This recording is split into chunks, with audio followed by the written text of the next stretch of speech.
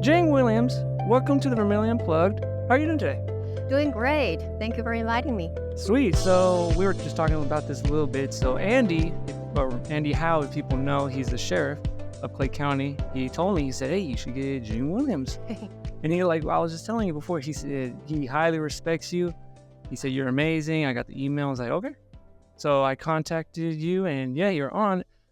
And speaking of it, so Delzell, this is the second time I'm here. I did one with Dr. Oyen. Oh, sure. When I went in there, I was like, I've been here before. And also, we were just talking about it. You're the second Jing, because the other Jing is in physics. But you were saying that the character's different, right? Right. How, I guess, and we're talking about this too. So you're from China, and then what part of China are you from again? The north part, northeastern, is very close to Beijing. It's a place called Tianjin. It's just one of the 4 municipalities. It's a small town with 15 million people. Oh snap! You said small. Oh snap! And how long did you live in China for? I lived in China for 28 years. What made you move to Did you move to the States after China, or did you go somewhere? Yes, I started my PhD program at Ohio University in 2010. So that's the year when I came here, summer of 2010. And then it took me 4 years to finish my PhD in curriculum and instruction. And then I immediately got this job here at USD. I just jumped here immediately. I just finished my 10th year teaching. So this is going to be my 11th. I'm really excited. Congratulations. So how do you, first of all, I always ask, what do you do? What do you do for work? I'm a teacher educator. Meaning is I train future social studies teachers. Social studies education is my specialty. So basically, I teach elementary and secondary social studies methods courses, and just demonstrating to the teachers, the future teachers, what strategies they can use, what method they can use to teach social studies in a more engaging, fun, and educational way instead of just lecture, boring stuff. So what have you noticed about like a different way of teaching? Like, what do you think is like the best way for a teacher to teach? I think to me, you have to find a way to make the connection of whatever you teach, no matter it's math or physics or social studies. And in terms of social studies, like say me, a lot of times we teach, say, history. History is one disciplinary area of social studies. So history is so far away, especially for elementary school students. They're so little, and the last week is a long time ago, and now we're teaching them like 100 years ago. It doesn't make any sense to them. But how can we just make the connections? And we just finished this one particular method or strategy, whatever you say, using how to use historical photographs to teach social studies, for example.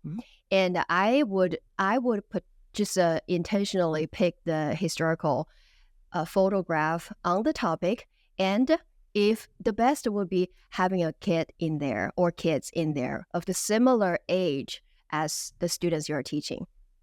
That way, you can, for example, like say, if you're teach about history, immigration in the 1900s, something like that, and that's also Industrial Revolution, right? And then with that coming this necessary evil called child labor, right? Those kind of thing. So if you teach young kids, fourth, fifth graders about Industrial Revolution, that's boring.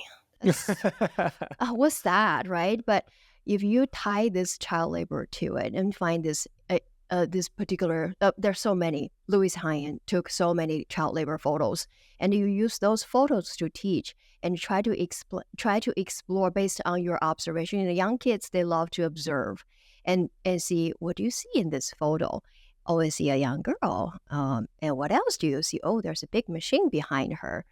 And is the machine taller or shorter than her? Oh, it's taller, it's bigger. Yes. And then let's look at this girl. Is she clean? Can you describe her clothes? Dirty, she's not happy. And the hair is pulled back and the sleeves rolled up. Okay, very good. Now let's think about, say, why the hair is pulled back. And of course, I'm doing demonstration in my college class. So my students, they already have some background knowledge. You say, Well, that's because if you don't, hair get caught. Exactly. And if the hair got caught, do you think the owner will shut down the machine to let the girl's hair out or cut the hair? Of course not. And what happened next? So that way, students can really get connected with this girl in the image. And then that just showed them how Industrial Revolution impact everybody's life, including young kids like their age. And then that can easily just make the connection right there. Wow, this is why I learned about Industrial Revolution, because it's not just big people thing. Young little kids got impacted, and now I'm the same age, 100 some years later, and I have great life. Right, I don't need to go to work, but I still complain about this, about that. Right, school is boring, stuff like that. So wow, maybe I should look at my life differently. So I like to make personal connections when we are teaching social studies, history stuff. That is amazing. And you know what I've always wondered, or always thought now, because I remember taking social studies in from elementary, middle school, high school, and it was boring. I thought it was really boring. A lot of my students tell me the same thing. but like right now, I would say these couple of years, now I look at history and now it's fascinating.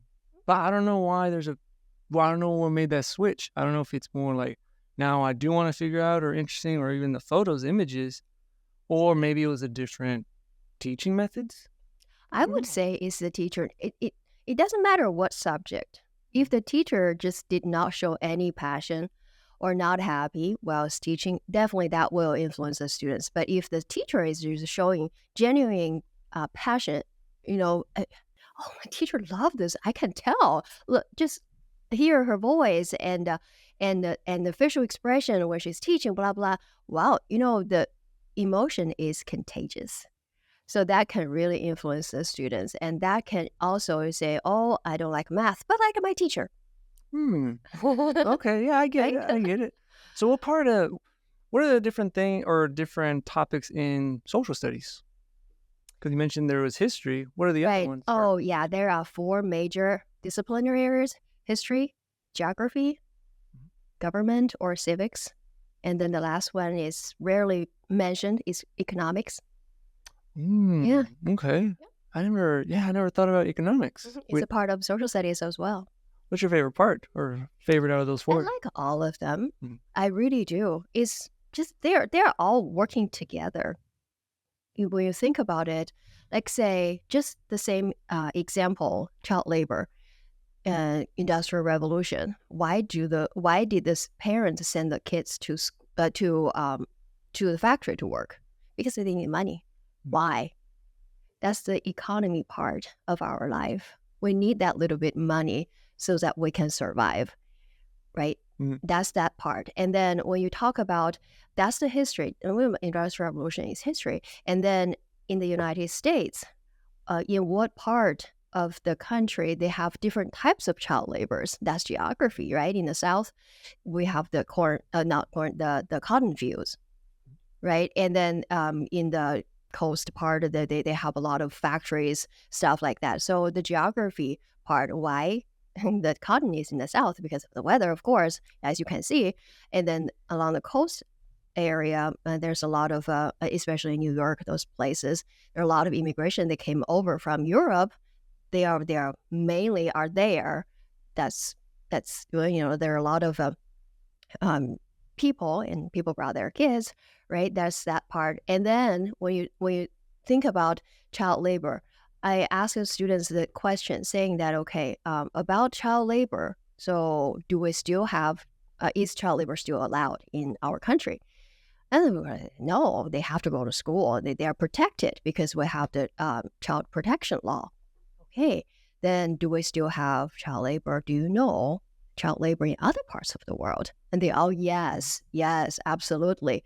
All right, so there comes the question. If it is not okay for us to use our kids to work, is it okay to use other people's kids to work?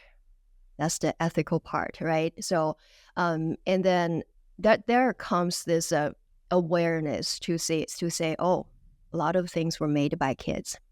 child labor around the world. And then if they did not know this thing before, they probably would not know until somebody tells them. And then once they know it, next time when they buy things, they probably will think twice, ooh, where is this made? Right? Mm-hmm. So that's the civics part. We want to be a good citizen, to do good things for the people around us in our community. And the community can be small, local community. It can also be our global community. We never met those kids before. They're somewhere in some parts of the world. Now here I am. I know they are suffering. What can I do to help those kids? Of course, change won't happen overnight. But if one person knows something bad is going on, that person can tell some more. And then hopefully, at the beginning of the child labor in our country, people were okay with that because that's the normal thing, right? But there was this small group of people, like including Louis Hine, who was taking those photos. They were fighting against child labor, and they made a difference. So these days, with child labor, if we know something in that country, probably in that village, what can we do to help those kids? If enough people get together and do some kind of project, maybe we can save those kids. We don't say just save all the kids. That's probably impossible to achieve. But if we can help some, then some people's life being changed. That's a great thing. That's civics. So you see, the four actually work together. I wish you were my teacher when I was that's because you make it sound very interesting and connecting everything. Speaking of the child labor, what products are made or what products do children make? That you know. I don't know if you heard of this controversy Nike factory sweatshop. Yeah, right? Yeah. A while ago, and they use kids to make sew the football, for example. Not football, it's called soccer. Mm-hmm. Sew the soccer, and then some kids working in a shoe factory, for example.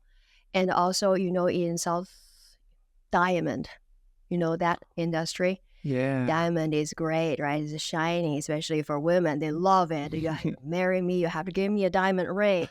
Okay, so a lot of diamond were mined by kids. Oh, I did not know that. Africa. Because they are small, they can get in there. Oh, okay. So that's blood on your ring. And that's the reason why I only want a band. I don't want diamond. I don't need that bloody stone on me. Okay. So, yeah, that changed our way of buying things. That's why now, I've seen it at stores, at the jewelry stores, where they say lab, like diamonds are grown in labs. Is that why there's a change now? Like they're like, hey, I don't want it mined no more. I guess now there's companies that make the diamonds in a lab. Mm-hmm. So that's probably one of those shifts. Yeah, it could be. Yeah, I'm happy to see that. Absolutely. Oh, yeah. Okay. Yeah. Now, what is your favorite? I like this history lesson stuff. So you like history? No, I do. Yeah, I really do. What type of history do you like? Is there like a certain timeline, a different country? My favorite part is actually World War II in Asia. Oh, well, what happened in World War II in Asia? You know what happened in Europe, right? Yeah, everyone knows what happened. But the war started much earlier in Asia, Japan. The Japanese Imperial Army, they just basically equipped themselves, turned themselves into an imperialist country, influenced by the European imperialist, of course. They became an imperialist country. So they started colonizing Korea, right? And then that becomes its colony. And then starting in the early 1930s, it started to go over to China. And just through China, and then they go down. They started from the northeast part, because that's where directly from North Korea is connected with China. Northeast part of the Manchuria, they set up their own regime over there. And then they went down to Shanghai, Nanjing, and Nanjing was the capital of China at the time, 1937. So, in old capital, and then there happened this Nanjing atrocities. They killed almost everyone in town. 300,000 people were killed, tortured, killed, and so anyway, a lot of bad things happened, and also in Northeast China, they did, you know what Hitler did to the Jews, right? Yep. And there's a lot of just human body experiment stuff like that happened as well in China. Between Japanese people use live Chinese people to do all kinds of bad things. They have a bio lab right there, stuff like that. So that's what happened in Northeast. And then they also did similar things along the way to the South. And then from the South China, they went to the Southeast Asia part. They tried to, their ambition was to take over the entire Asia in the name of protecting Asia from the European imperialism. Oh, they were trying to protect? In that way, right? The way of protecting is to colonizing those areas. That's their ambition. And originally they wanted to take over the entire China in 3 months, but it didn't happen. So anyway, just all of those things happened. And also, right now, what I'm working on, this particular case, is called the Japanese military comfort women. Have you heard of it? Mm. Comfort women. So basically, majority of the comfort women, they were Korean, Chinese. There were also other nationalities as well in East and the Southeast Asia. Basically, the Japanese Imperial Army, they recruited young women and girls, and then send them over to wherever the Japanese troops were stationed at the time, including the Pacific Ocean, those islands, those places, and turn them into sex slaves. So the exact number we do not know, because the Japanese military at the end of the war, just like Hitler, they destroyed a lot of those documents. But based on the historians' research and their estimation, there would be hundreds of thousands of women and young girls became victims. They were just tortured and raped every day, daily, and some up to 40 times a day. Just like that. It's horrible. Horrible, horrible. And then, so when the war was over, so 90% of these women and girls, they died. They did not survive. And the 10% or so survived, they just went into silence, because it's such a shame in Asian culture. Being raped, you are not pure anymore in that culture, because it's Confucius society. Women, you need to be, So anyway, they became silent, and for over like 50 years, until in the early 1990s, 1991, the first former comfort woman, she just stood up and hosted this press conference and told the world what happened to her during World War II. And then because of her, more comfort women from Korea, from China, from different places, when they heard the news, they started to join her. And then just all of a sudden, the first time for the world to know, oh, wow, comfort women, never heard of it. And then what the Japanese government is doing right now is they deny it. Oh, they are? They are denying it. They say, no, it's not the military that managed all these, but the surviving Japanese military documents have shown how they maneuvered everything. The military was involved in all of these things. So they're denying it. They're trying to deny, and they do not teach about it in their history class. So they are revising history. You think they're denying it because of the shame it's brought, or? It is very interesting. Why did they deny it? I don't know. So comparing to Germany after World War II, they apologized to the Jews. And I feel like it is hard to admit you did something wrong. But at the same time, I respect Germany for that reason, because once you sincerely apologize, I feel they look big. Mm-hmm. But here, looking at Japan, they're still denying it. And then the comfort women, the youngest one right now, the known, and some probably never reveal their own identity. But the several ones that they let the world know they were, and right now, the known former comfort women, the youngest one was 96 years old. Mm. So they're dying and they're suing. They're trying to sue the Japanese government. They never win the lawsuit. So yeah, they are still fighting. So this is still going on. That's fascinating. I never heard of that. And also because we always hear like in World War II, oh, my bad. The knowledge I have is either like the stuff with Hitler in Yes. Europe, or it's either something with Stalin. Yes. I never hear about that. Right. That's the part. That's very interesting. That's what I noticed after I came to the United States. I look at the history book because in China, that's a huge thing. What Japanese did to Chinese, to other Asian populations. But here, when I look at the history books, ooh, a lot of things I did not know because it just those little battles all happen in Europe. It's very, very heavily European centered. Yeah. And then let me check where's Japan? Where's Japan? And then this was many years ago when I saw there was a very small paragraph about what Japan did, just very general. Went over. I was like, oh, interesting. And then I decided to focus on my research and teaching on that part because I feel like that's a huge part. We should know. Our students need to know. Otherwise, they will not understand the relationship between the U.S., Japan, Korea, China, right? Mhm. And why U.S. is have an interest over there in Asia, in East Asia, stuff like that. So if students do not learn about the history, they will not understand today's world, why it is the way it is. So yeah, and then I started to focus on. I started with the Nanjing atrocities, and then my students were like, "Never heard of it. This sounds like a huge deal. Why have we never heard of it?" So, and then later, after several years, I had one former student told me, "Dr. Williams, in our school's textbook, there's one paragraph about Nanjing atrocities." I said, really? This is amazing. Improvement is being made.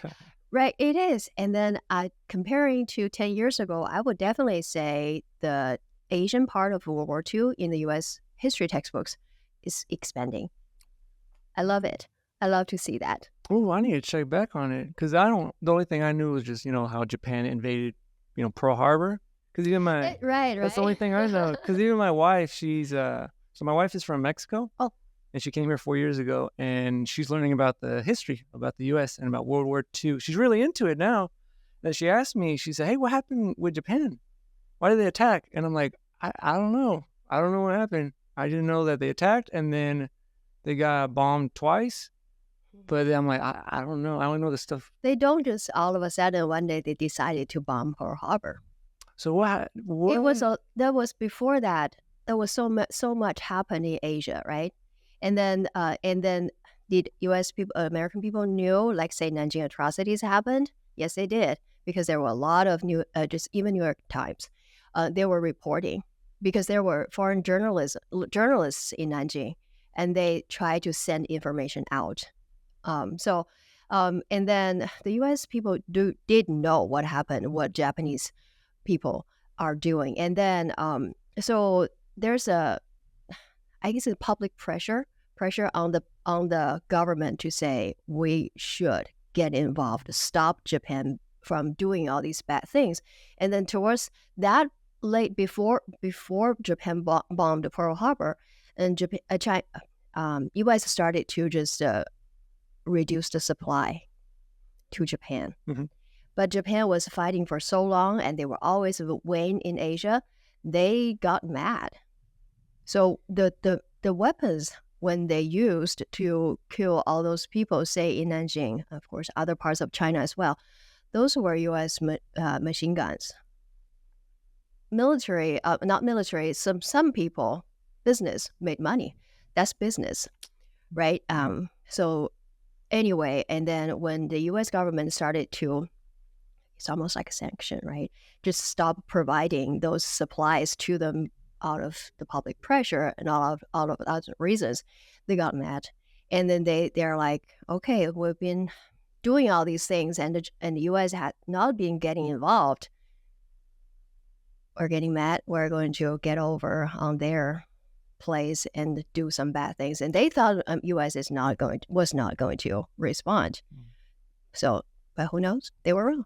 Oh, snap. So that's how it. Oh, man. All those little. Making the connections, right? Yeah, that's kind of cool. It's like you're a detective. That's kind of cool. So I didn't know that. Is that I wonder if that's similar. So, no, I'll skip that part. So, after World War II, how was the relationship between Japan and the other Asian countries? Like after World War II, pretty soon we'll enter the Cold War era, right? Cold War, that's between Japan and between U.S. and Russia, and of course later China became the communist country as well. So this is just politics, right? The U.S. and the China are still not so good, right, these days. And the U.S. has military bases in Korea, in Japan. In those areas, why do they have military over there, right? And if we did not understand the history, then students probably would never think, oh yeah, we do have, and they just take it as a norm. Yeah, we do have bases here and here and there. Why? Right? Yeah. So, yeah. It's fascinating. Now you're trying to wonder, like, hey, well, why did this happen, or why do they do this, or why do we do this, it's fascinating. Speaking back on, I do want to talk about your life in China, but also the comparisons. So, when you came over here, what was the biggest? I like asking this type of question. What are the big differences you noticed when you came here? To the US? Means South Dakota or US? In the US. It's very interesting because when I was in China, the U.S. in my mind was like the Chicago or New York City, those places. That's what we saw on TV. And then the first time when I came here, Ohio University is in Athens. It's a southeast corner of Ohio. It's a rural small town. It's just like here, just like here. And then I couldn't believe it. Seriously? This is the U.S.? Where's the tall buildings? Where are the tall buildings? I couldn't believe it. This is like... And then and then I noticed something very interesting. That was while I'm walking either on the path or in the building, there's another person come the other way. That person I did not know would always say hello to me. I was like, hi. But that's just a small town culture, right? Yeah. So, and then later I realized, oh, I like it. I do like it. Coming from a big place, big city, I always actually wanted to live in a small town, live in a small place, because imagine this, when you go to grocery store, every time you have to wait in line for 20 minutes before you can check out. And then when you go to the bank to do some business, you go there just like, you go there, first thing you have to take your number. You sit there, you wait. You never know how long you're going to wait. So I don't like that. And people just everywhere, and I just, wow. And then I wish I could live in a small place. And dream comes true. There you go. I love it. I really love small town. I agree, because I'm from, I'm from Dallas, Fort Worth in Texas. So there is a big city, and then there's all the skyscrapers. And then we came here, I was like, wow, this place is small. And then over the first, in the beginning, I was like, man, there is like nothing to do. But then later on, I'm like, hey, this is nice. There's not a lot of people. There's no traffic, because I remember going I would go to work, and it was like a 20, 25-minute drive. The grocery store at Walmart or Aldi's, there's a big old line. There's so many. Yeah, it was annoying. And then now there's like nice. And then people get to know you. We went over there to Texas, I think 3 weeks ago or a month. And it's changed, and now it's got bigger. And I'm like, man, there's so many people, and there's traffic. I don't like it. I don't like it at all. Yeah. Why not, right? People have more anxiety in big cities. I feel like everything's going so fast, and people can be rude sometimes. And over here, more laid back and enjoy the nature. It is. Yeah, right. And so not, and there's no traffic. It's funny. I went to LA this year twice already for one time for a conference, and the other time for it's like panel discussion on comfort women actually. And then it's funny when there were several people work together. And then when the other person coming from a different outside of LA coming in and say, how long does it take for you to get here? It's like she's like 30 minutes with traffic. I say, with traffic? Also, okay, they express in that way. And here 30 minutes is 30 minutes. Yep. But over there is some minutes plus traffic. So, oh, okay. Very interesting. Man, it's just I don't know. We were making plans not this year, but eventually. I think because we have some family in California. My wife has family in California. She said, hey, we should head over there to Los Angeles one time. But I've seen like movies or like news. I'm like, man, it's just a lot of it. I don't know. Maybe I should go check it out. But it's just the city part. Even like we went to Omaha this year for something, and I was in traffic. And I was like, man, why? I don't miss it no more. I do like I like the small town. When you did you notice a difference between with food? I know my wife, when she came here, at first it was kind of tough to buy the ingredients because for us here, like around here, we can't find it. We have to go to Sioux City. Right. What about with you? Is it hard finding ingredients? Yeah, that's what I would say. Yes, it is. So, of course, we're not talking about Chinese restaurant because that's not authentic Chinese food at all.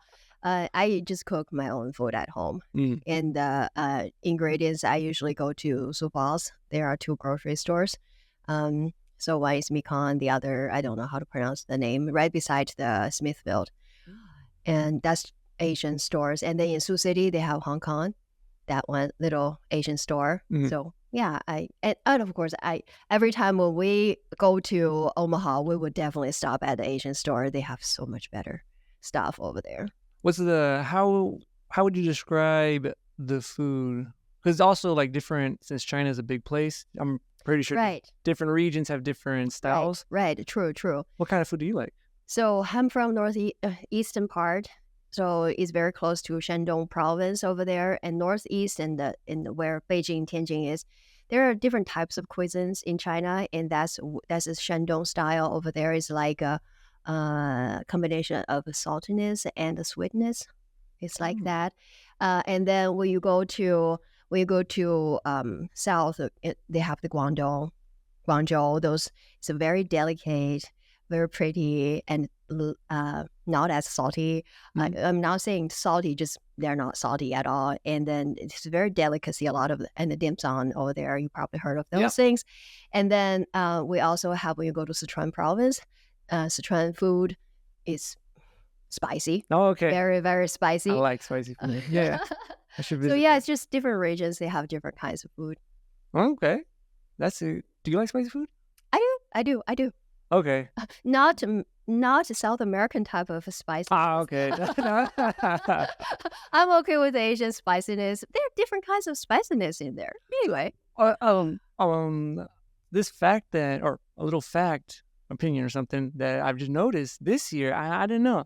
So like my family's from Mexico, my wife and all them. We're Mexican culture. Usually it's spicy food. I thought it was a whole South America or also the other what do you call it? The other Latin countries. I thought they also eat spicy food. Apparently not. We know someone that she's from Honduras, and I think we talked to someone from Guatemala. But there's other places they don't eat spicy. So apparently, unless I'm getting it wrong, it's only like mostly Mexico that eats spicy. I'm like, I thought it was everywhere. I didn't know that. So that's something new. You learn something new every day. Right. Yeah. So speaking back, I like talking about China. So how is the school district like in China versus here that you noticed? The biggest difference is in China where the Chinese they have a national curriculum. Mm-hmm. So the Ministry of Education is just deciding on the curriculum. And then pretty much wherever you are in China, you have to meet the same standard, basically. So yeah, that's one thing. And here, education is a state right. Each state Department of Education has the right to decide what they're going to teach and then what the standards are, right? Those kind of things. That's one thing. And the other thing is, in China, there is this very high stake standardized test, which happened at the end of high school. It's called college entrance examination. So which college you're going to after high school depends, and solely depends on your test score and that one test. So so yes, it's very high stake for sure. So kids starting from first grade, Mhm. they are studying to get better scores. Although that test happened at the end of high school, its effect actually trickles down to first grade because you study well, you get good score. When you graduate from your elementary school, you can go to a better middle school because that depends on the school, your scores. And if you get into a better middle school, then that means you have a chance to get to a better high school.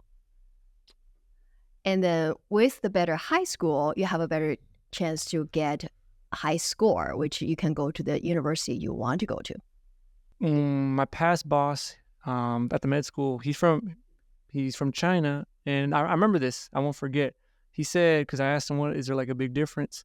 And he said one thing that he noticed here versus over there. He said in China that a lot of the students, if I remember it right, they say they get like I don't want to say categorized, but like if they don't have they don't get that many opportunities. So if you have like a bad score, you don't get to it, well, you're stuck on that path. Yes, it's tracking. Yes. Okay. Yes, true. So what are the main, let's say, for the students, what are they thriving or what do they want to do when they're older? Like, what are they trying to go to college for? Like, what type of work? You have to ask them. Mhm. A lot of them, because of this testing culture, a lot of students, I feel like, including myself, I consider myself, I was turned into like a testing machine. Mhm. I consider myself good at taking tests. I don't enjoy it, but I'm used to it.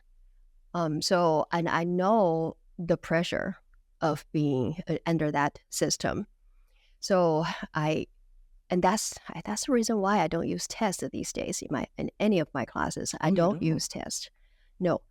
I feel like once your mindset is getting into that track, then your goal is only to get good grades. Mhm. You lost who you are. You don't think what I want. You think what can I do to get a better score, which is a very sad thing. Mhm. Including myself, I'm not afraid of just saying that when I finished my high school, get into college, I got lost. Mm. I totally got lost because before that point, my job was just to study. Mhm. And once I got into college, nobody is pressing you because once you pass that college entrance exam, nobody is going to press you study anymore.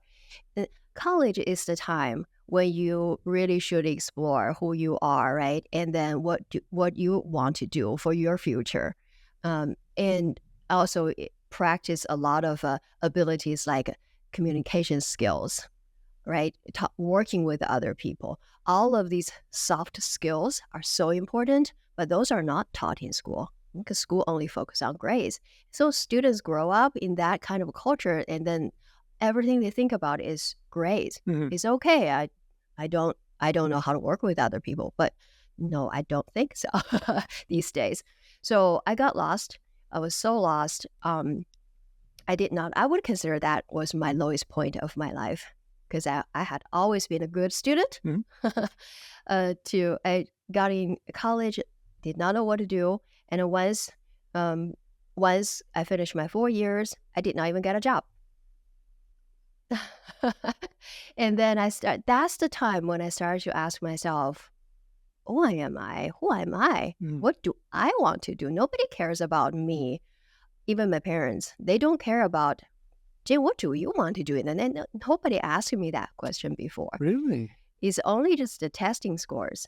And then I started to think, what do I want to do? I think really hard that I remember that summer after I finished college and did not get a job. So I started to bury myself in the library. I started to read books, and then I found this particular book. It's called The Importance of Life. Mm-hmm. And it was written by a Chinese philosopher, actually, not ancient philosopher, not very ancient, but he already passed. But anyway, in that book, one chapter talks about Chinese education, and he was pretty critical. It was an English book. And then he was really critical about Chinese education in terms of how they focus too much on scores instead of focusing on developing the person. Okay. And then all of a sudden I realized that's the reason why. That's the moment I started to, okay, my life is mine. It's not the schools. So I decided to be a teacher. And then I decided to be a teacher. It was because I got a part-time job on teaching. My major was English when I was in China. So I taught preschool kids how to speak English. Mm-hmm. And then my first class, that 5 little kids, helped me find my passion for teaching. What? Because I never thought I would become a teacher. Uh-huh. And they helped me find it. And then I started to ask myself, so what grade level do I want to teach? And then I thought about myself. I got lost in college, so maybe college. Oh. But in order to have a college, become a professor, I need a terminal degree. So that's how my life started. Got into grad school. And then and then during that time, I also got to know some American friends who were studying Chinese in Tianjin at the time. I met my first American friend, and we are still friends right now. She's from New York. And then through her, I got to know more American people and friends. And then their optimism, that kind of attitude is just upbeat attitude, just influenced me. I love it because my family culture is more of like it's always you have to study hard. And my mom does not. I call it negative encouragement. It's always like a punishment in there. You didn't do well this time, and she's going to yell at me. So anyway, I just love American. My friends, at least the several people that I knew, they always encourage me. I love that kind of encouragement. I want to have more of that. So anyway, everything started from that moment. And that one of the friends at the time, who's right now my husband, actually at the time, he encouraged me to come to get my degree in the U.S. That's another long story, very long story. I don't know if we have time for that, but anyway, long story short, I came here, and then just everything, you already know. It's all connecting. Yes, it was connecting, yes. So would you say you're more happy now than back in China? I would say yes, because the moment when I found myself, I started to be who I am. And then I started to work really hard in order to achieve a goal. Every day I was very busy. I started different part-time jobs, all teaching related. And then in 3 years in grad school for my master's in China, my classmates who live in the same dormitory, they told me, "Jing, we rarely see you.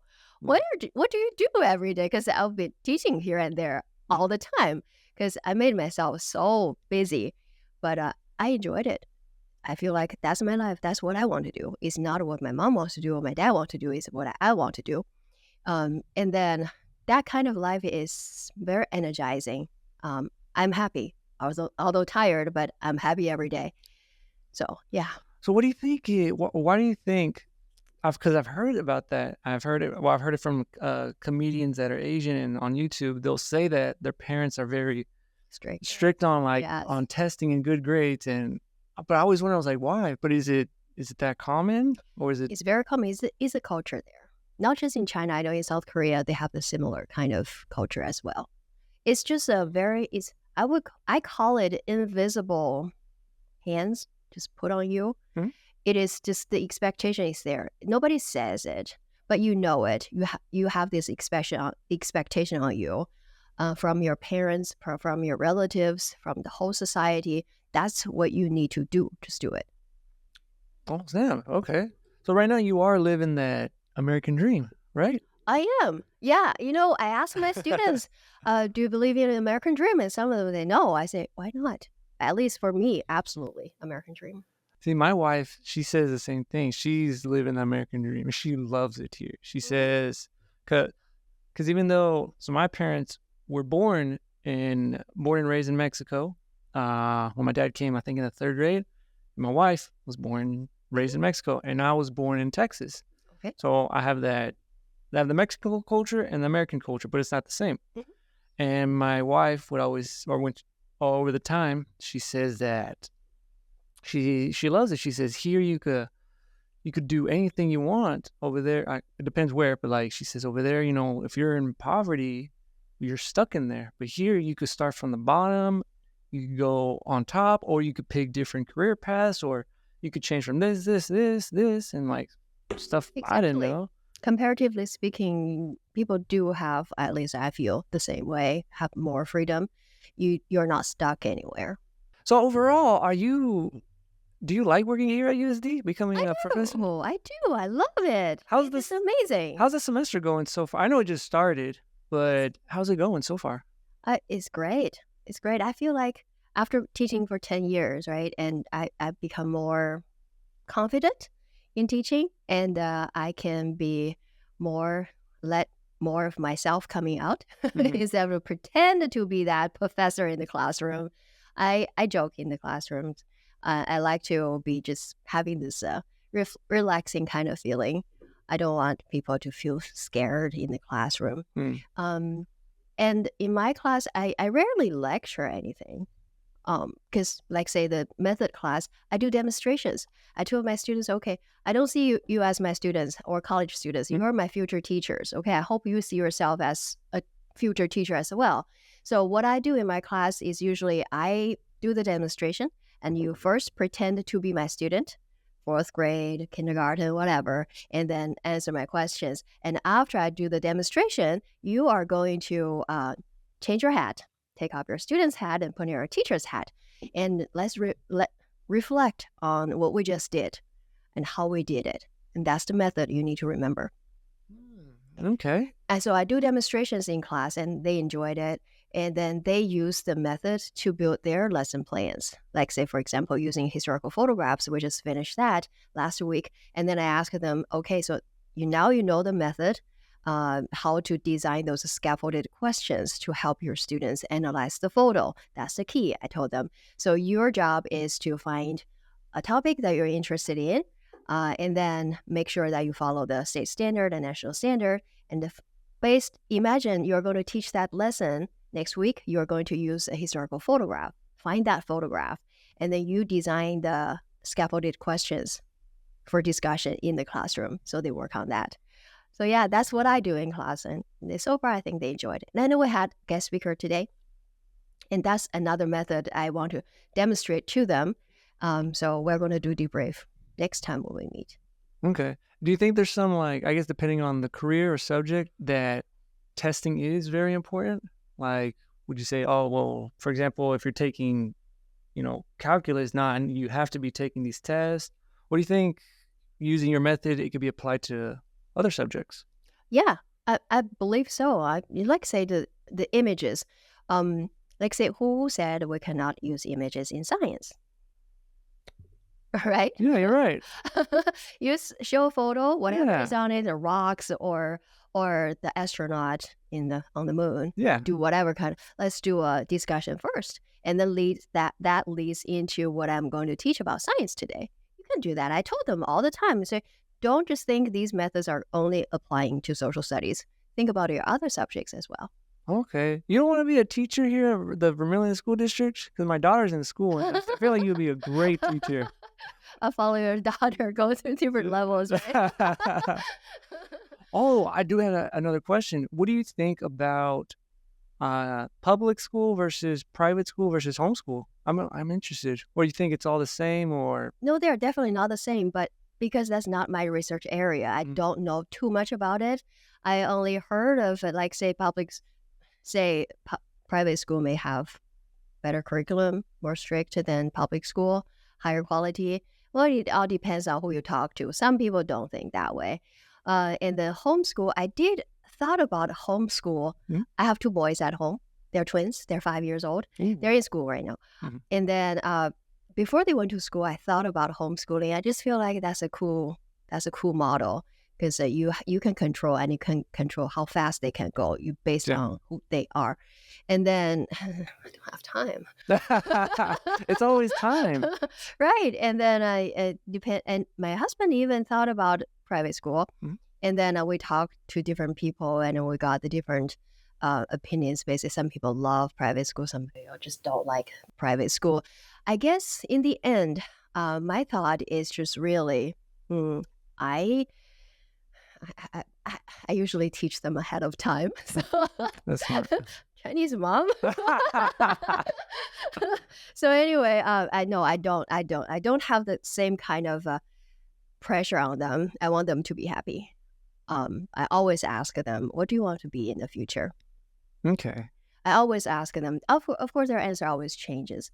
I want to be a police officer. I said, that's great. And so at one point, when one of my boys I want to drive the what do you call that? Front loader, the construction workers, right? I want to drive that. That's cool.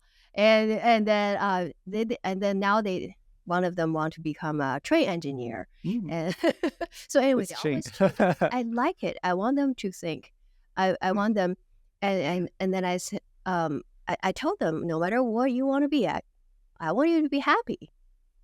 I just want you to be happy. Be who you are. And they don't understand what I said, but they're happy. That I can tell.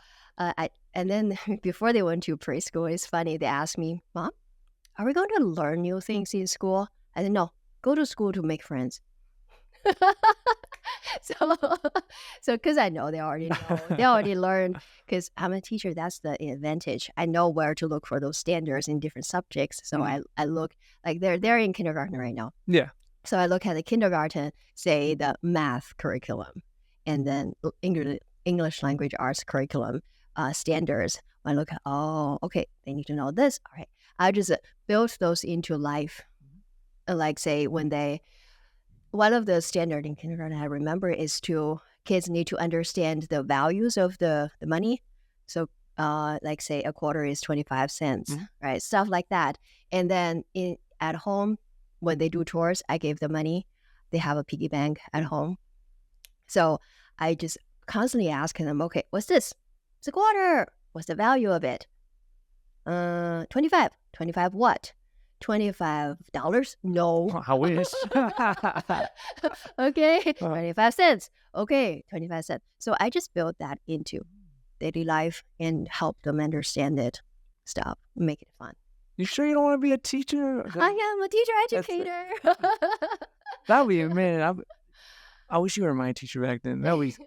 So before, because we are running out of time, is there any last things or last words or any shout outs you want to give out? I was just talking with, because Andy was in my class this morning, and afterwards we talked about a particular thing. It's about human rights. That's what I care about. Comfort women, right? That part of history. So violation of women's human rights, and then it's not just sexual violation. That's the part. Did not only happen in Asia during World War II. It happens throughout history. Even nowadays, between Russia and the Ukraine war, Israeli, Hamas, those wars, and women became the victims, stuff like that. But this is also almost like a taboo kind of thing. People don't talk about it. You don't talk about it, people don't know about it. So it happens, right? And then that the saying, if you don't know about history, it will repeat itself. Everybody can say that. So I just feel like we need to bring awareness to more people, no matter what kind of awareness. Like say, for me, is more human rights.